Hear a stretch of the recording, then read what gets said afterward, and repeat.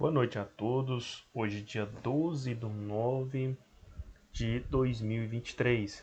Vamos iniciar nossa aula de número 7 e vamos dar continuidade nesse tema, né, que é tão importante para a vida de vocês, como pessoa física ou jurídica, né, seja no seu dia a dia, seja trabalhando em uma empresa, vocês vão precisar. Boa noite, Michele, seja bem-vinda. Boa noite, professor. Obrigada. Bom, pessoal, eu acredito que vocês estão tendo ainda um pouquinho de dúvida sobre a frequência, sobre aquela lista de frequência que eu tenho passado para vocês. Alguns ainda não estão conseguindo fazer acesso a essa lista de frequência. Eu vou compartilhar aqui a minha tela com vocês para eu estar mostrando para vocês como que funciona, para vocês não terem mais dúvidas. Eu estou passando todos os dias uma lista de frequência, né, para ficar mais fácil para a gente controlar a frequência de vocês e a gente ter um documento a mais, né, que prova que vocês passaram por aqui. Eu vou estar apresentando para vocês aqui como que funciona. Bom, aqui tem um grupo do WhatsApp de vocês, é o nosso grupo do WhatsApp, onde nós, né, fazemos todas as movimentações. Aqui no grupo, né, eu coloquei para vocês aqui de forma bem fácil, para vocês não terem dificuldade. Coloquei na descrição do grupo. Então tá aqui o link para vocês acessarem o Classroom. Então se eu clico no link, ele já vai me direcionar para a nossa sala de aula. Vamos ver se ele vai me direcionar aqui no computador. No telefone ele já direciona direto. Deixa eu ver se no computador ele vai fazer isso.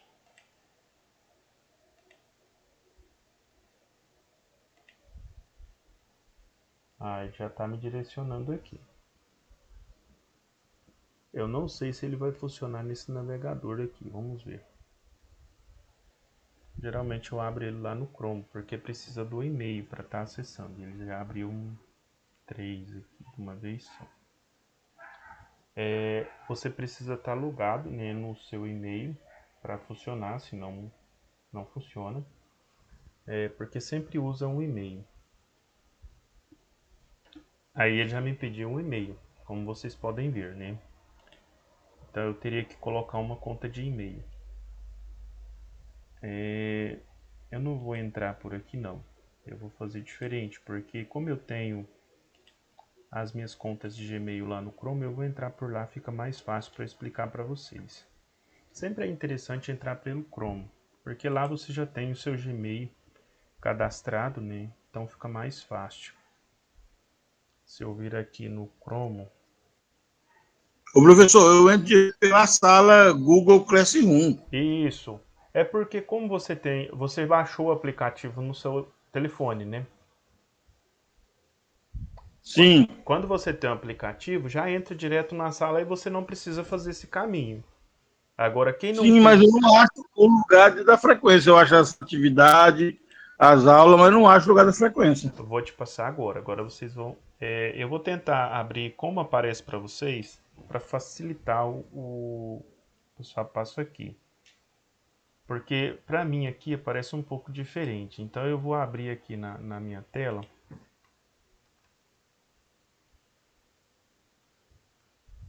Como aparece para vocês. Deixa eu ver se ele vai me dar essa opção aqui.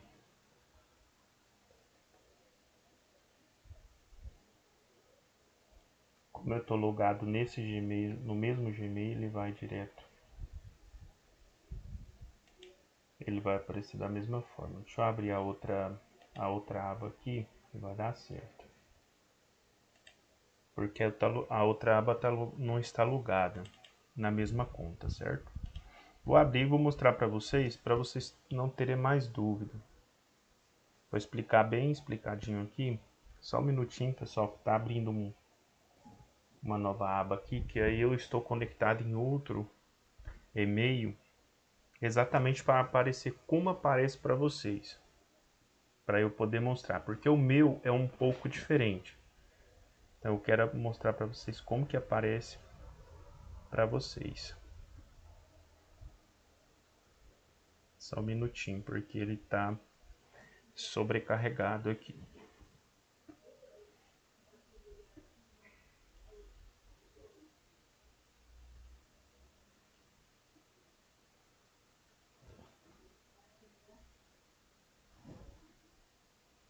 Às vezes, por conta de abrir muitos programas ao mesmo tempo, aí o computador acaba sempre assim, inicialmente, né, ele não fica muito bom. Depois ele vai melhorando com. E eu liguei ele agora à tarde, então por isso que ele tá um pouco, tá esquentando o motor ainda. Mas vai dar certo. Mas o sol não tá quente para ajudar a esquentar esse motor, não? Não, mas é o sistema, né? Ei, Daniel. É o sistema, Daniel. O sistema é bruto demais da conta. Bom, ele abriu aqui. Abriu já um bocado de página, né? Deixa eu ver se ele vai fluir por aqui.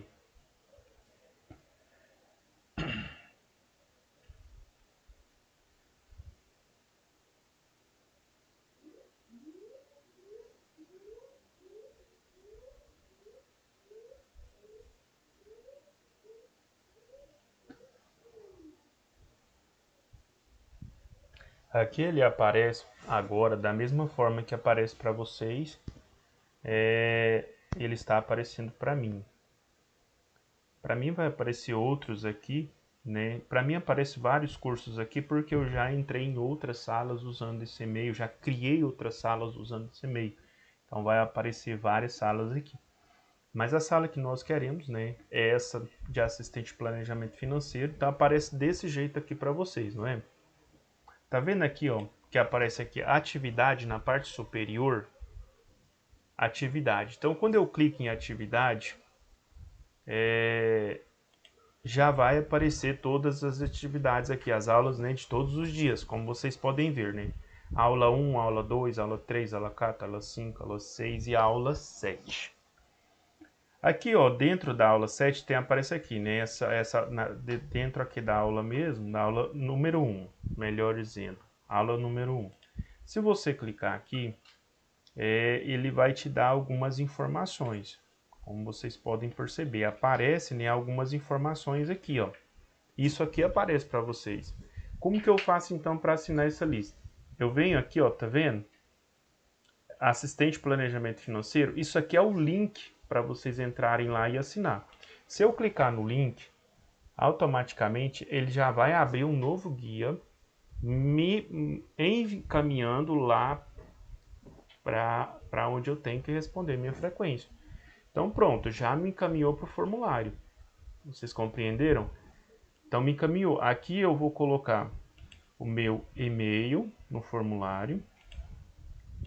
E dessa mesma forma as atividades que eu passo para vocês, né? Alguns ainda têm um pouquinho de dificuldade, por isso que eu estou explicando bem certinho aqui. Então apareceu o formulário. Aqui eu tenho a opção de responder esse formulário. Deixa eu ver se ele vai aceitar aqui. Ele vai, só que ele está meio me ignorando. Ele está me ignorando, gente.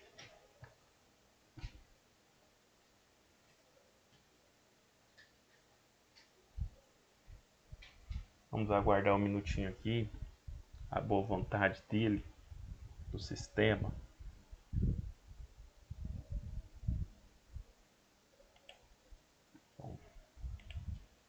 Pronto, agora ele me deu a opção, né? Aqui eu vou digitar o que? O meu e-mail. Então eu venho aqui, né? Davi. Aí você vai digitar o seu e-mail. Né? Eu só digitei Davi aqui, depois só para vocês entenderem. Mas aqui você vai digitar o seu e-mail completo. Aqui você vai digitar o seu nome, né? Davi de Freitas Silva. Então pronto, digitei o meu nome. Aqui ficou vermelho porque eu não digitei o e-mail. Digamos que eu vou colocar aqui o meu e-mail. Davi _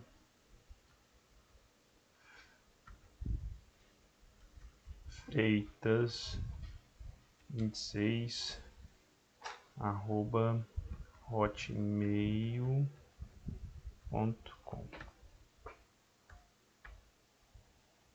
Pronto, agora ele já vai aceitar, porque ele reconhece que é um e-mail, tá vendo? Se eu não colocar o e-mail, ele não vai reconhecer, vai ficar vermelho. Como ele já reconheceu que é um e-mail, um endereço de e-mail, então ele já reconhece. Então ficou aqui davi_freitas26@hotmail.com. Então ele reconheceu ali. Aí é só vir aqui, ó, na parte de baixo. Aqui é aquele primeiro formulário, até eu pedir o número do telefone, né? Eu vou colocar o meu número aqui, 64 99667 7636. No primeiro formulário eu pedi o número do telefone porque eu não tinha o número de telefone de todos vocês. Então por isso eu pedi o número do telefone. Nos demais formulários eu só peço o nome de vocês e o e-mail. Então eu venho aqui encaminhar, né? Pronto, já foi a minha lista de frequência. Já assinei minha lista de frequência, certo? Você consegue compreender aí, Daniel, como funciona? Até aqui você estava conseguindo chegar, né, Daniel? Sim, só que o meu não aparece o link escrito, entendeu?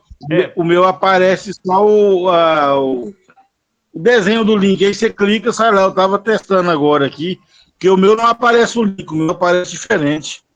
Ele não está aparecendo como link para você? Só aparece como Não, imagem. mas aí você aperta em cima da figurinha lá, sai, beleza. Deu certo então? Não, então tá beleza. Então, gente, é isso aí, né? Então, eu vou voltar aqui. Aqui tem, né? A gente foi na aula número 1, aqui na aula número 2, do mesmo jeito, né? Nós temos aqui na aula número 2, nós temos a apostila, nós temos o link para a gente assinar e tem a aula do YouTube. Na aula que a gente sempre vai gravar e postar no YouTube. Então depois vocês podem estar assistindo. Aí a aula de número 6, que é a aula de ontem, ainda não tinha, né? Ontem eu não deixei o formulário, mas hoje eu já coloquei o formulário para vocês. Depois vocês podem estar entrando lá, o formulário já está disponível para vocês assinarem. Aqui nós temos a nossa aula gravada no YouTube. Se você desejar assistir, é só clicar também em cima da aula, né? Ela já vai começar a passar aqui para você automaticamente, né? A aula do dia 6. Fala mal. Todos os dias nós temos as aulas aí e todas são postadas, então vocês têm condição, né, de assistir essa aula depois. Aí, no caso, a de hoje, né, aula 07, nós temos aqui o slide, eu já deixei para vocês disponível, que a gente vai estar utilizando na aula de hoje, e também a frequência, tá? Aqui já está disponível na aula 07. E a nossa aula, que está sendo gravada, vai ser postada, né, por volta de umas 8h30. Eu consigo já colocar o link aqui da aula no YouTube. Alguma dúvida sobre o Classroom, sobre a nossa sala de aula? Ou tá todo mundo em paz aí? Dá para seguir a vida agora?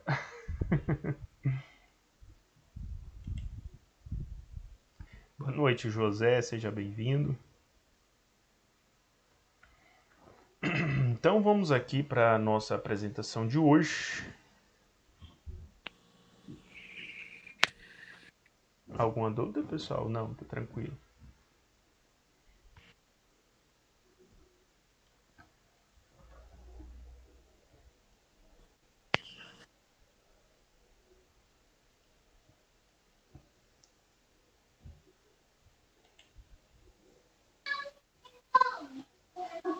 Peguei o jeito aqui, professor. Tava dando problema também, mas deu certo agora.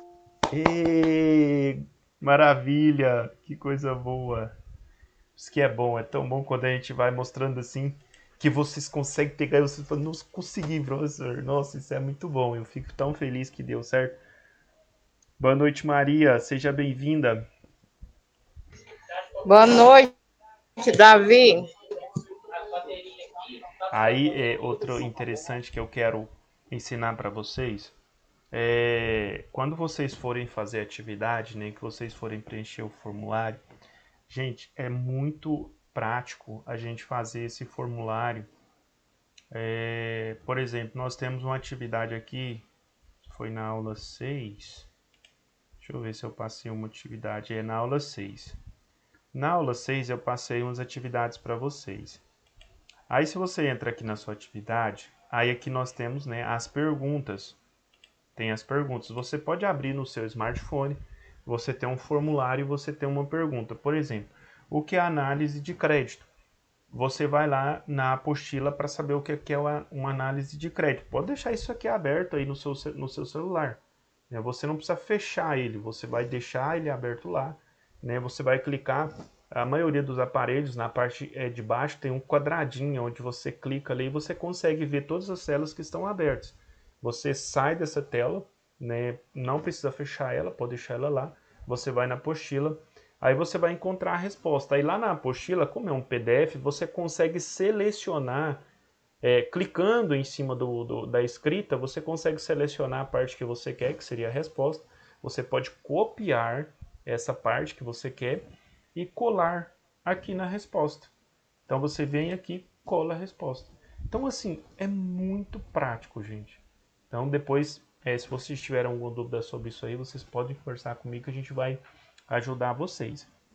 Mas todo arquivo em PDF que você abrir no seu smartphone, se você clicar com o dedo em cima da escrita e segurar um pouquinho, ele vai ficar azul.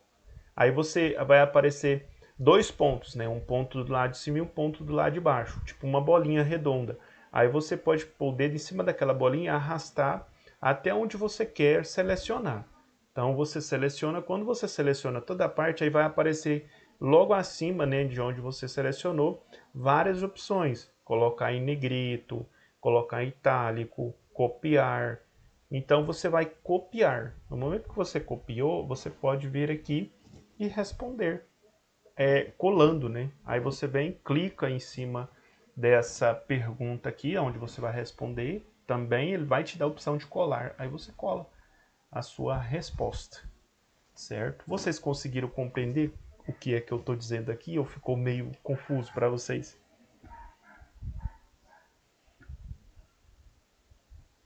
São facilidades.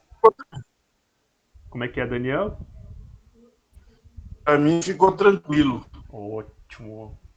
Os demais aí. Só que eu não copiei e colei todas, porque algumas eu incrementei as próprias palavras, entendeu? Exatamente, isso é importante, né? Você também pode falar com suas palavras, você pode ler o documento, né, lá, pode escrever no papel e depois você digitar também, né, com suas palavras, sem problema.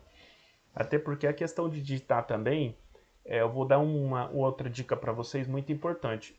Quando você clica para digitar, no seu teclado aparece um microfone, um pequeno microfone do lado superior direito. Então, se você tiver um pouco de dificuldade de digitar no aparelho celular, você pode acionar aquele microfone e falar a sua resposta, aí automaticamente vai sendo escrita tudo que você fala. Ajuda demais, gente. Por exemplo, eu já tenho todas as respostas. Então eu vou lá, seleciono o microfone, eu falo a resposta e ele escreve para mim. É muito prático, né? Tecnologia hoje em dia ajuda demais, né? Então, se você tem um pouco de dificuldade... Mas aí tem um probleminha, professor. Você tem que estar sozinho, sem nenhum barulho do lado, falar corretamente, pausadamente, porque meu irmão é muito ruim para escrever e ler. Aí meu irmão começou a colocar umas frases bonitas no grupo da família, eu falei, gente, mas não é o Dorval que tá fazendo isso, não, é minha cunhada. Aí um dia eu peguei ele falando, sabe, bonito, mas aí você vê, porque qualquer palavra que você falar lá, que ele entender mais ou menos, ele põe o que ele quiser. Eu engolo tudo, a pontuação, vai engolir tudo. É muito bom, gente. É uma ferramenta que ajuda muito, principalmente a pessoa que tem dificuldade de digitar. Então, esse microfonezinho que tem aí, ele ajuda muito. E tem essa opção lá no WhatsApp, no Facebook, qualquer lugar que você for digitar, o seu teclado do seu aparelho celular vai te dar a opção desse alto-falante para você falar o que você quer que ele escreva. E aí ele vai escrevendo. Até, por exemplo, você está querendo que ele escreva uma frase para você. Aí você vai lá e fala assim, vírgula. Ele coloca uma vírgula para você. Aí você, letra maiúscula, amor. Aí ele vai lá, coloca letra maiúscula e já escreve amor. Amor com letra maiúscula. É incrível. E você termina a frase e você fala agora ponto final. Aí ele vai lá e coloca um ponto final para você. Não, ele é terrível. Tá? Então, assim, ajuda muito quem tem dificuldade.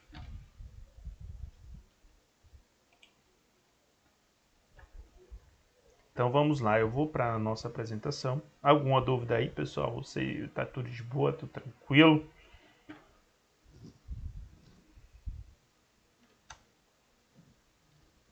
Então vamos lá para mais uma aula. Hoje, análise de financiamento, aula 07.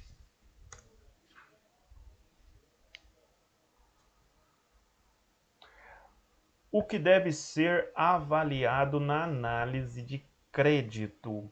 Nós já falamos bastante sobre esse tema, mas nós ainda vamos falar um pouquinho mais, né, na nossa aula de hoje. Nós vamos falar sobre a avaliação da pessoa física e a avaliação da pessoa jurídica.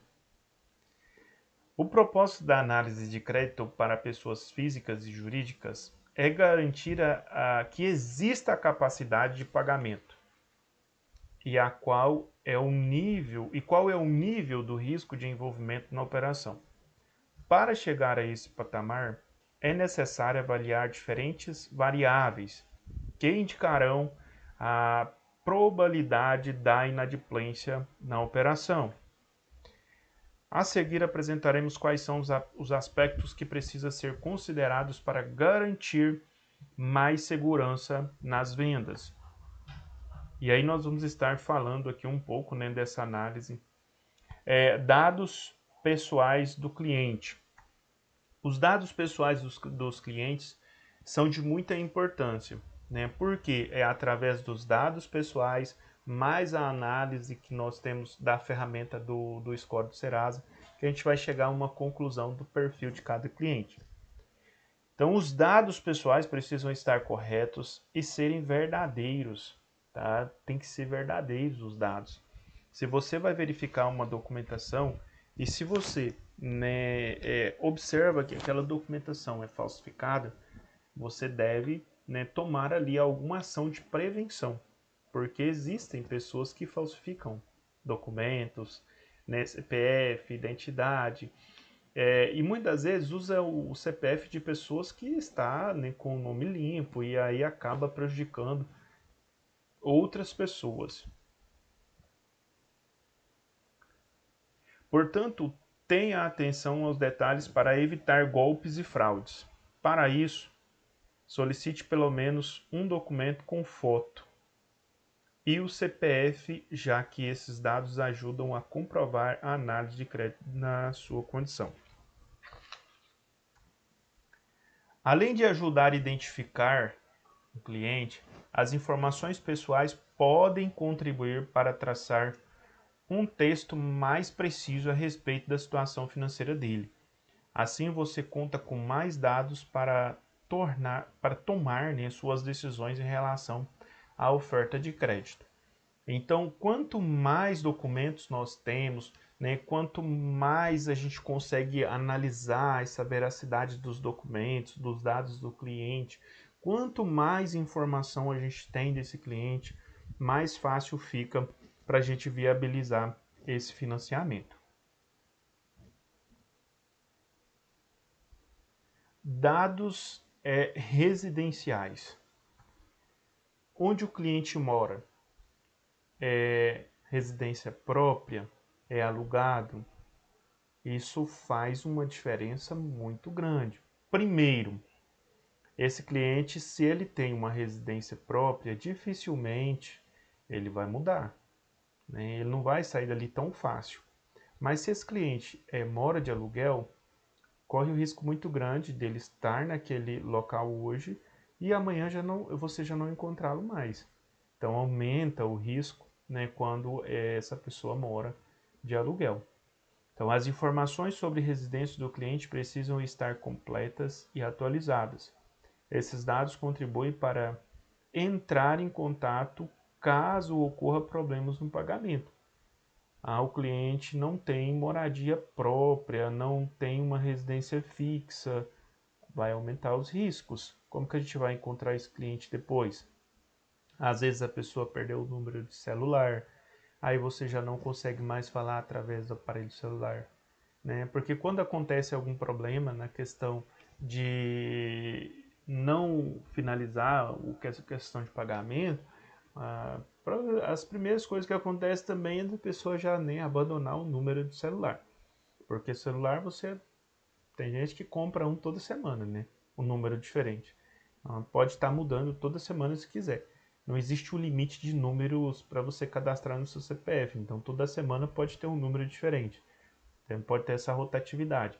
Isso é ruim, né? Porque a empresa não consegue identificar essa pessoa. Não consegue entrar em contato com ele. Uma vez que ele não tem residência própria, ele mora de aluguel, ou a empresa, né, no prédio alugado, e aí vai dificultar. Isso aumenta o risco de prejuízo no financiamento. Por isso, não só o endereço da moradia deve ser exigido, como também conferido por meio de correspondências frequentes, como fatura de cartão de crédito ou conta de água e luz. Mas, atenção, peça que os comprovantes sejam atuais, para serem válidos para a verificação dos dados fornecidos. Então, é de extrema importância, né? Por isso é que quando a gente quando alguém pede um comprovante de endereço, seja empresa, seja banco, seja onde você for, eles querem saber do seu endereço atualizado. Não, se for mais de 3 meses, a gente não pega. Tem que ser no máximo até 2 meses, no máximo 3. Não pode ser mais que isso. Por quê? Exatamente porque nesse tempo você pode até mudar de endereço. E você pode ainda estar usando o endereço antigo. Isso no caso da pessoa querer dar um golpe, né? Isso pode acontecer também. E existem pessoas também que alugam uma casa, faz ali um contrato de compra e venda, coloca a energia no nome dele só para fazer o financiamento. Depois que ele fez o financiamento, tchau, obrigado. Ele já deixa a casa, já tira o negócio do nome dele e já vai embora, né? Mas mesmo assim aumenta, né? A gente elimina um pouco do risco quando você tem algum endereço físico dessa pessoa. Então essa questão do endereço é muito importante. Pega o endereço da pessoa, o endereço da mãe, do pai, do tio, do irmão. Brincadeira, gente. Se for pedir o endereço da mãe, do pai, do tio e do irmão, aí o cliente até desiste, né? Renda. A remuneração é um comprometimento da renda. A remuneração e o comprometimento da renda do consumidor deve ser verificada para que o seu negócio tenha mais garantia de pagamento. Além disso, não deixe de observar outras fontes de renda, como trabalhos temporários ou realizados de forma autônoma. Então, tudo conta ponto na hora de você fazer o financiamento. Só que você tem que atentar para um detalhe. No momento que você declara essas rendas extras que você tem para fazer um financiamento, você tem que lembrar que essas rendas extras também vai ter que ser declarada no seu imposto de renda. Então você tem que já fazer as anotações aí para não ter problema lá na frente. Alguém deseja fazer alguma pergunta?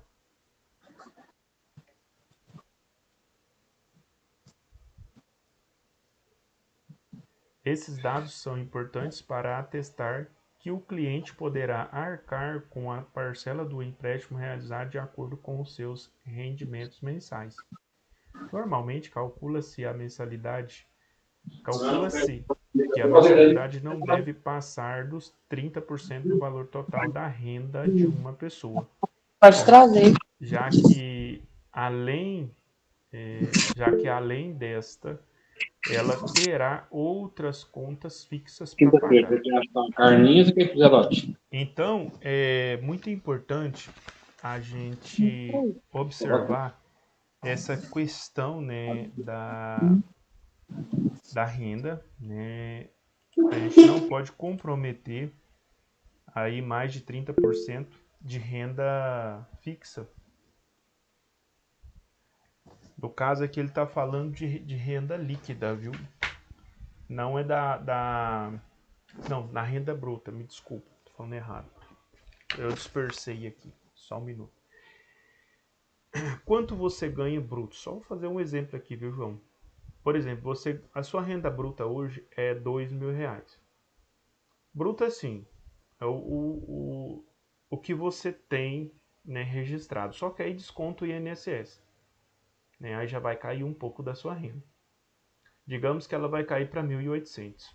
Então esse cálculo vai ser em cima dos 1.800, não da renda bruta do cálculo total da sua renda. Porque quando a gente fala de renda bruta e renda líquida, quando a gente está falando de uma empresa, é um pouco diferente da pessoa física. Porque a pessoa física ele tem um salário e desconta o INSS.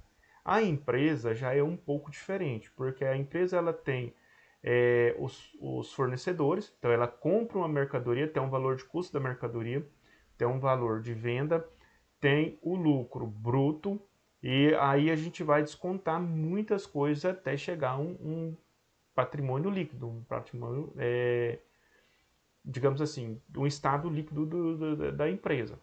Então é um pouquinho diferente essa análise para a pessoa jurídica para a pessoa física. Mas nesse caso aqui está falando da pessoa física, no caso nós como trabalhadores. Então nós não podemos comprometer mais que 30%. É lógico que para uma empresa esse negócio fica um pouco mais relaxado. Deixa eu ver aqui a mensagem do João para eu poder responder ele.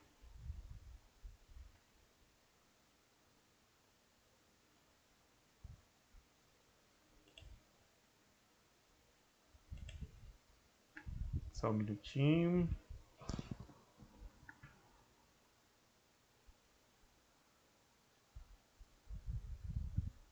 Então, João, tudo isso aqui vai entrar, né, vai ser descontado na sua renda.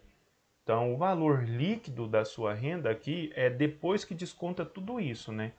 Depois que desconta o imposto de renda, depois que desconta a pensão alimentícia. Então, porque isso aqui são despesas fixas que você não consegue se livrar delas.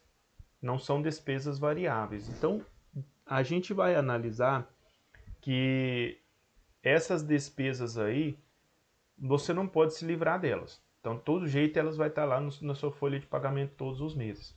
Então, se você tem 2.000 e tem um desconto lá de R$ 800, o seu salário líquido ali está saindo 1.200. Desses 1.200, você ainda vai ter que pagar água, energia, que são contas variáveis, que pode ser, não tem um valor fixo, pode ser um pouco mais alto, um pouco mais baixo, vai depender muito do quanto você gasta. Mas aí tem outras coisas, né? Aluguéis, e aí a gente vai calculando tudo isso, né? E no final a gente vê se você vai poder comprometer 30%, se 30% da sua renda, se está sobrando, né? No final 30%. Porque se a pessoa que ganha R$ 2.000, são um exemplo, e aí ele paga pensão, ele paga INSS, né, já vem descontado. Aí ele tem um empréstimo. Ele já não vai poder mais fazer nenhum tipo de compromisso, porque já está comprometido praticamente 80% do salário dele ali.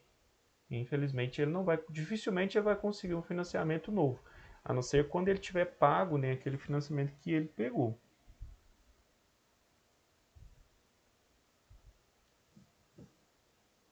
Alguém tem mais alguma dúvida?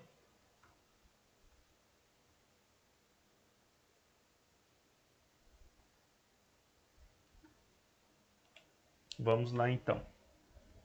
Então, quando a gente fala assim, normalmente calcula-se que a mensalidade não deve passar de 30% do valor total da renda de uma pessoa, já que além dessa, ela terá outras despesas fixas a pagar. Então, quando eu falo dos 30%, por exemplo, se eu já tenho 80% do meu salário comprometido, está sobrando quanto? 20%. Então não passa. Porque se eu como que eu vou comprometer 30 se eu só tenho 20 que está sobrando? Ah, eu tenho 70% do meu salário comprometido. Está sobrando quanto? 30%. Tá, então está sobrando 30% do meu salário. Aí eu vou lá fazer um financiamento que vai comprometer esses 30% que está sobrando. Não vai rolar. O banco não vai liberar. Porque você não pode comprometer 100% do seu salário. Eles entendem que você não vai conseguir, em um momento ou outro, você não vai conseguir pagar por conta de algum imprevisto que der no meio do caminho. Imagina que você ficar doente, não vai receber lá o seu salário completo, vai receber ele parcial, né? Tem que entrar no INSS, aí a burocracia, aí as dificuldades, né? Às vezes aquela hora extra, às vezes aquele benefício que você ganha ali, talvez um auxílio refeição, vai estar ajudando você, mas nesse caso você vai ficar sem essa renda extra e você não vai conseguir pagar.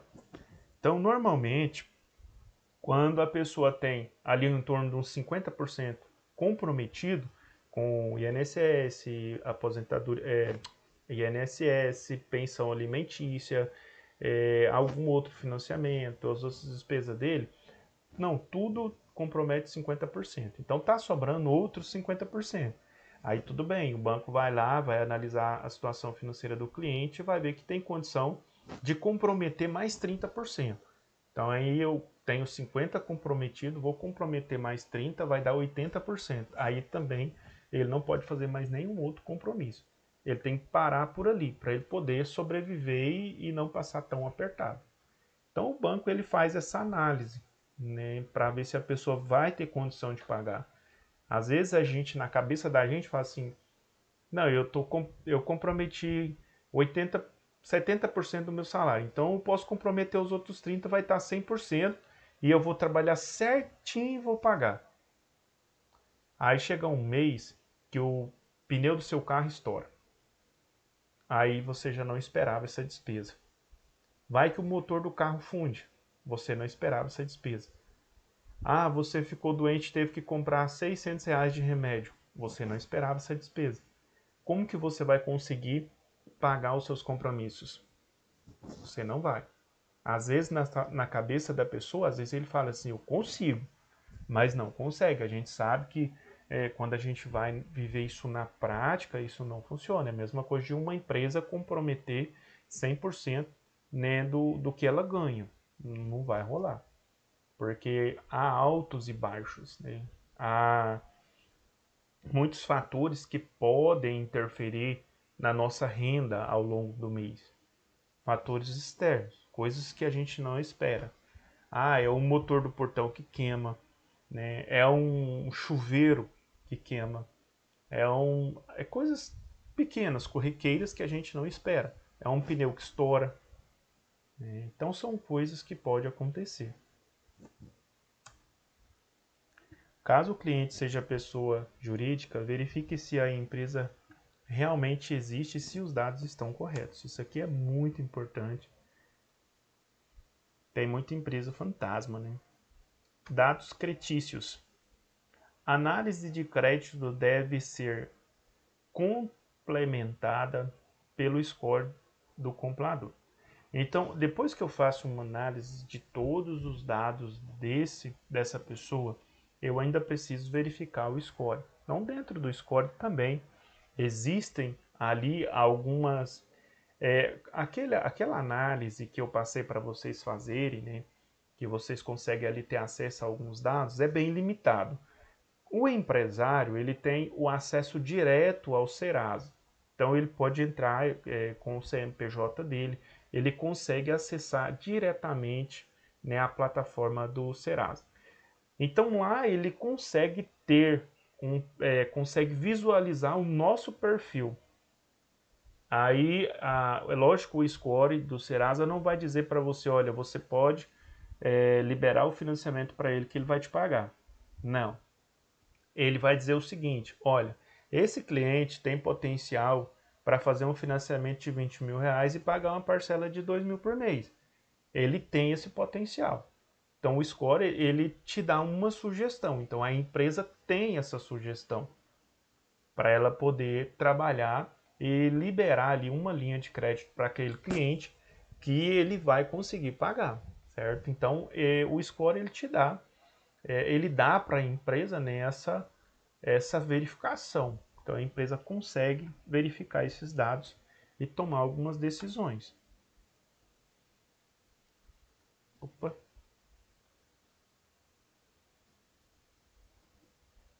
Passei uma aqui a mais, gente. Estou voltando. Então, o ideal é trabalhar com uma solução de consultoria integrada ao controle de vendas para informações mais valiosas. A pontuação obtida na análise sobre as restrições do nome do cliente pode trazer indícios sobre as possibilidades que ele torne inadimplente ou não. Quanto mais baixa for a pontuação, mais cuidado você deve ter com a operação. Apesar de não ser conclusiva, já que deve ser analisado o contexto de cada consumidor de forma ampla. Esse é um dos melhores indicativos sobre hábitos de pagamento de cada pessoa física. Então tem que ser analisado não só o score do Serasa, mas toda a gente fazer um levantamento, né, da vida dessa pessoa. Né? Se ele é o nosso cliente há um bom tempo, a gente pode analisar os dados dele, como que ele reage, né, diante das prestações que já foram liberadas ali, algum empréstimo para ele no passado.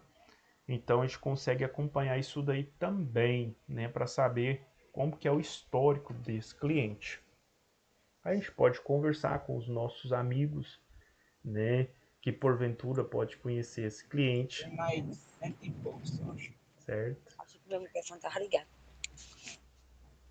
Alguma dúvida, pessoal? Eita. Processo para fazer análise de crédito.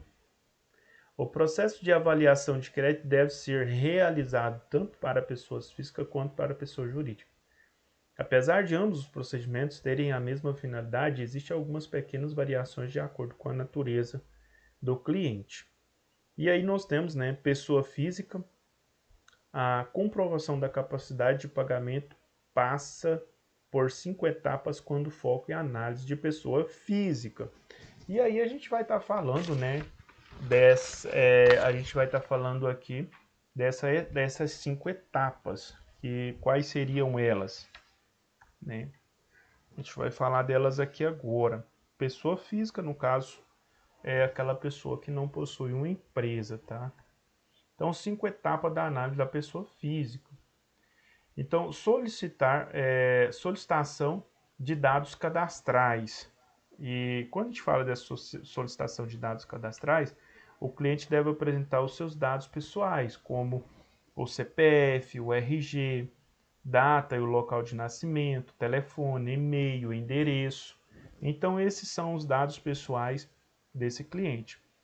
Também estão incluídos nessa documentação um comprovante de remuneração e informações sobre cônjuge, quando houver. A existência de alguma referência pessoal, profissional, também é comum para garantir maior compreensão no contexto em que o cliente se encontra. Então, a gente vai estar solicitando tanto o endereço do cliente, onde ele trabalha, também muito importante para a gente poder, né, colocar nesse cadastro desse cliente. Então, quanto mais informação eu tiver desse cliente, é melhor, né? Mais fácil fica para eu analisar esse cliente, certo? Então, quando a gente fala dessa solicitação de dados cadastrais, exatamente todos os dados desse cliente, o máximo que a gente puder, o máximo que a gente conseguir. Análise de restrições. Os dados devem ser analisados para verificar uma possível pendência de pagamento com outra empresa ou instituição financeira. Caso o cliente esteja com dívida em outras organizações, existe grande chance de não conseguir arcar com o pagamento do empréstimo na sua empresa. Também, por isso, fique atento a essa etapa. Então, essa etapa da fase de analisar as restrições é sempre muito importante. Quando a gente entra lá no score do Serasa, se existir alguma restrição, já vai aparecer de cara essa restrição. E é bom a gente também, né, ter um bom relacionamento com as empresas locais, porque a gente pode, né, fazer esse cruzamento de dados aí de clientes, né? De repente o cliente não comprou em um boleto bancário, de repente ele comprou numa notinha promissória, aí ele não pagou, e aí ele deu prejuízo. Então é sempre muito bom o comerciante ter um diálogo aí com outros comerciantes para identificar essas pessoas, para evitar esses golpes. Análise de perfil de crédito. Quando a gente fala dessa análise de perfil de crédito, né, o score do cliente, assim como seus dados são agrupados em um perfil que ajuda as empresas que compreenderão que o crédito a compreender é viável fazer uma oferta a ele ou não. Então, quando a gente olha, né, para o score do Serasa, como eu disse para vocês anteriormente, a gente consegue analisar esse perfil de crédito para esse cliente. O análise o score do Serasa não vai dizer para você, olha, ele vai pagar, não, ele não vai pagar, não, ele é um bom pagador, não, ele é um mau pagador, não, ele vai te dar alguma sugestão. E aí a decisão é sua, porque ele não assume nenhum tipo de responsabilidade. A responsabilidade inteiramente da empresa. Por isso é importante fazer essa análise, né, um pouco mais completa. Análise do comprovante, comprometimento da renda. Essa aqui é outra parte importante, né, que a gente falou. Quando a renda do cliente, nela está comprometida. Como eu disse a vocês, né, o empréstimo ele não pode comprometer aí mais de 30% da renda mensal da pessoa que está fazendo o investimento. Então esse cálculo é feito tanto como suposição, além dessa, né, o cliente terá outras contas fixas a cada mês. Ele tem muitas contas, né, que acaba ali, tem contas como de água, energia, telefone, são contas que não tem que pagar todos os meses, então não tem como fugir. Então é feito um cálculo em cima, né, dessas contas para saber se o financiamento não vai estar aí atingindo um valor ao qual esse cliente não possa pagar. Então é sempre muito importante essa análise aí do comprometimento da renda do cliente. Análise dos documentos. O RG e o CPF, os comprovantes de renda, residências, são checados para assegurar referências apresentadas ao consumidor. Então é muito importante a análise dos documentos, eu penso que é uma das mais importantes, porque é uma forma de você encontrar essa pessoa. Então tem que ser analisado também a questão de falsificação, tem muita gente, né, que faz aí a falsificação de documentação, e se você não fizer uma análise bem feita, pode ser que você pegue uma documentação falsificada e depois vai trazer prejuízos para a empresa. Pessoa jurídica, né? Antes de passar para a pessoa jurídica, nós temos aqui uma imagem, né, com as etapas de uma análise de crédito. Então nós temos aqui, primeira parte é conhecer o nosso cliente. Então o primeiro passo é eu ir atrás do meu cliente, conhecer ele. Oi, prazer, Davi, tudo bem? Estou aqui para te oferecer muito dinheiro emprestado. E se você tiver crédito, eu faço isso a uma taxa de juros muito baixa. É mais ou menos por aí. Olha, nós temos várias vantagens. A nossa empresa vai te oferecer crédito com um juro baixíssimo, muito abaixo do que está aí circulando no mercado. E aí no mercado está circulando 2% e eu estou te oferecendo 1,9999%. Então, o meu está bem mais abaixo do que o mercado, tá? É igual você falar assim, não, o meu vizinho está vendendo lá o macarrão a R$2. Não, o meu é muito mais barato. Né? O meu eu vendo a R$1,99. Não, vem para cá, vem comprar comigo. O meu aqui tá bem mais barato. O meu não chega nem a R$2. O cara tá te vendendo a 2, tá te roubando. Vem comprar de mim, eu vendo a R$1,99. É mais ou menos por aí, né? É uma forma de enganar o cliente e muita gente não percebe. Mas vamos lá, né? Primeiro passo, conhecer o cliente. Aí a gente já começa, né? O início aqui é o relacionamento com esse cliente. A gente pegou ali o contato, então a gente vai entrar em contato com esse cliente. A gente vai ligar para ele. Aí a gente vai identificar as necessidades desse cliente, né? Entender o fluxo de caixa do cliente. Aqui a gente já fala de uma pessoa jurídica, a gente vai falar de uma empresa. Aí a gente já vai entender a necessidade desse cliente através do fluxo de caixa e repassar os dados para uma decisão. Então, a partir do momento que eu conheço o cliente, eu conheço os dados da empresa dele, eu já tenho tudo na minha mão, eu vou fazer uma proposta, né? E aí, com base nos dados que eu tenho, eu consigo fazer uma proposta para o meu cliente. E aqui a gente vai ver um pouquinho agora sobre a análise, né, da pessoa jurídica, quais são as etapas, né, dessa análise da pessoa jurídica. A análise do crédito de pessoa jurídica funciona de maneira diferente. Afinal, o foco, né, são as informações da etapa que tornará o cliente. Para isso, ou por isso, entre os dados assinalados estão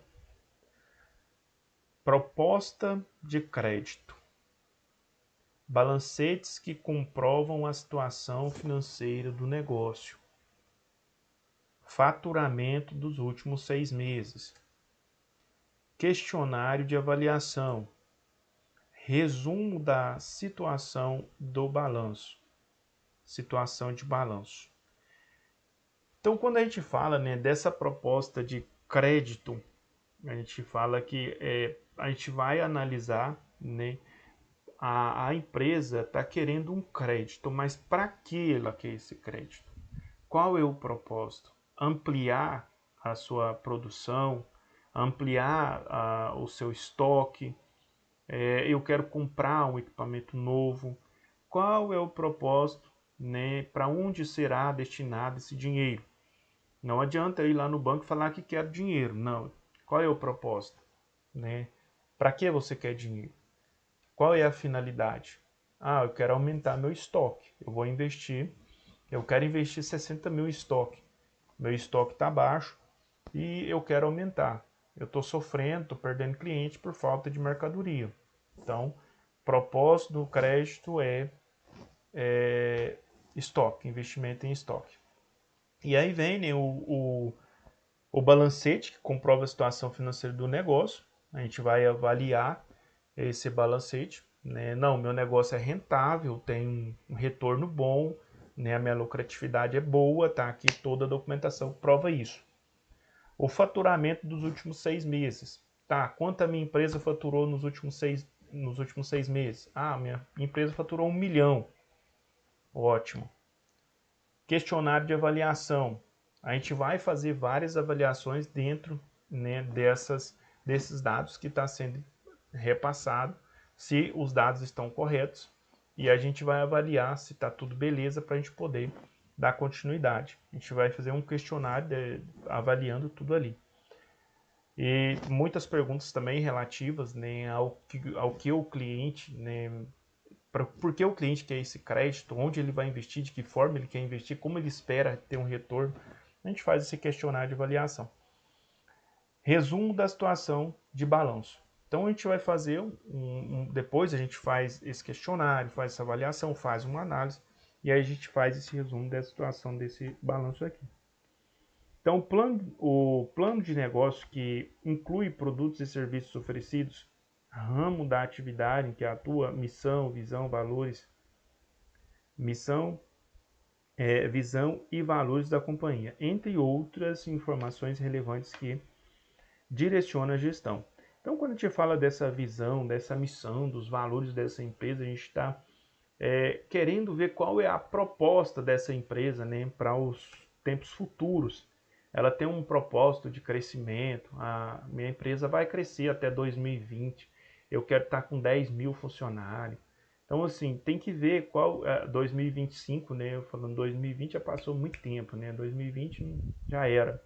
Mas imagina que 2025, né? O propósito da empresa é alcançar 10 mil funcionários.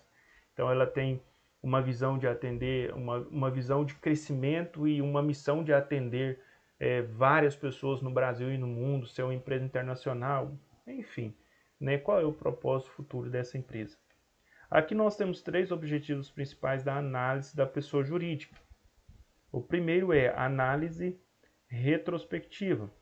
Confere o desempenho histórico da empresa e identifica os riscos do setor e como foram superados ou amenizados no passado. Verifica os fatores que sinalizam desafio da concessão de crédito. Essa análise, né, dessa retrospectiva, ela é feita em cima do fluxo de caixa. Então a gente faz uma análise do passado dessa empresa, né, se ela já passou por algumas dificuldades financeiras, como que isso foi resolvido, quais foram as decisões que foram tomadas para resolver esses problemas. A gente fala também da análise de tendências. Mensura a condição financeira do negócio a partir do crédito exigido e outros eventos financeiros. Indica a tendência da empresa cliente de honrar os seus compromissos assumidos em caso de instabilidade no orçamento. Então, se caso essa empresa tiver instabilidade no orçamento, ela não conseguir, por exemplo, vender o que ela pretende vender, o que ela propõe vender, se ela não conseguir atingir as metas delas no quesito de vendas, como que ela vai honrar esses compromissos? Ela tem outro meio que ela possa estar utilizando para honrar os compromissos? Então a gente vai fazer essas análises de tendência, ela vai analisar exatamente isso. A capacidade creditícia representa a conclusão sobre a solicitação do negócio, define quanto pode ser concedido de maneira menos arriscada. Então, depois da gente fazer toda essa análise, né, da gente analisar todos esses dados, a gente vai olhar para a empresa ou para o empresário e vai dizer, olha, nós podemos emprestar para a sua empresa 40 mil reais. Então, isso é o que nós podemos te oferecer no dia de hoje. Então, essa seria uma forma de avaliar uma determinada empresa.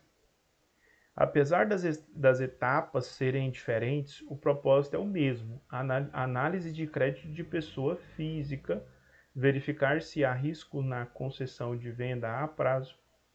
Em qualquer uma das situações, é possível amenizar os potenciais problemas e garantir uma negociação mais segura para o seu negócio. Quando a gente fala que é capaz, né, de amenizar os riscos, isso não significa que não vai existir os riscos. Sempre existirão riscos. Sempre. Em todo negócio vai existir um risco. Mas quando a gente faz essas análises bem feitas, nós amenizamos os riscos, né, para que a empresa futuramente não venha a ter prejuízos. Alguma dúvida?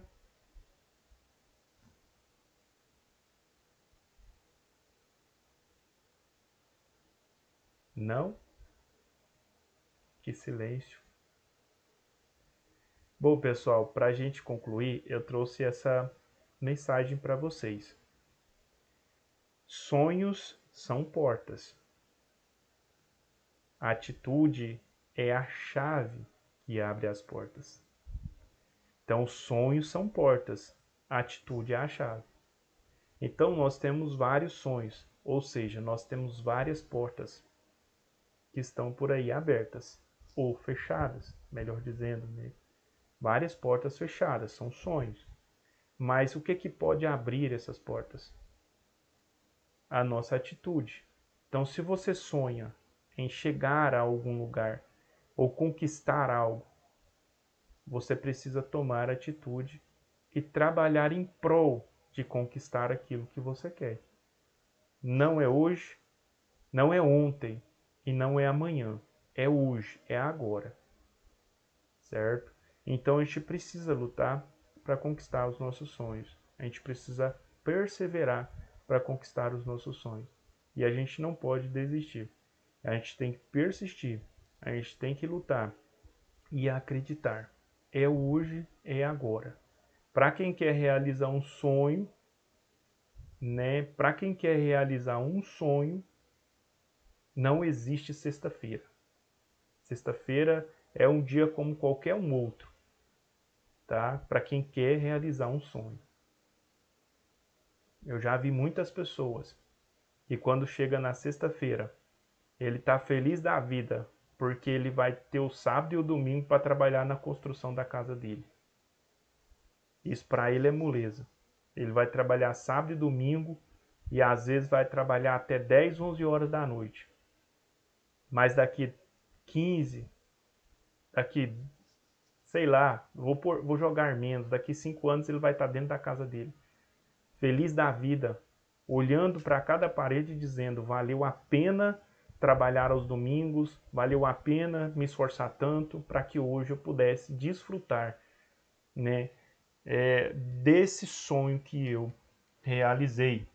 Aí você quer passar num vestibular, aí você quer passar em um concurso público, não existe sexta-feira, não existe sábado, não existe festinha de final de semana, existe trabalho duro para você conseguir realizar os seus sonhos. Isso é toda pessoa, tá, gente? Não é até os ricos. Para os ricos que têm muito dinheiro, que herdaram muito dinheiro, eles precisam lutar pelo que eles acreditam, porque senão tudo acaba, tudo é destruído em muito pouco tempo. Então, guerras existe para todas as pessoas, mas nós precisamos persistir, insistir e lutar e conquistar. E depois que a gente conquista o sabor da vitória, é maravilhoso. Aqui o José Rodrigues escreveu: trabalho duro traz resultado de um sucesso em construção constante. Isso aí, José Rodrigues. Parabéns. Mensagem muito boa e eu deixo para nós inspiração nesta noite. Alguma pergunta, algum comentário?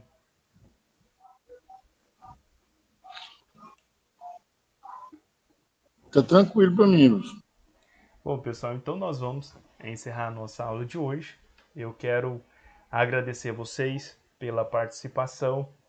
Caso surja alguma dúvida, o professor está à disposição de vocês. Um forte abraço, tenham todos aí um excelente final de noite. Amanhã a gente se encontra aqui novamente. Obrigada, professor. Boa noite a todos. Boa noite. Boa noite. Boa noite, professor. Boa noite a todos. Boa noite.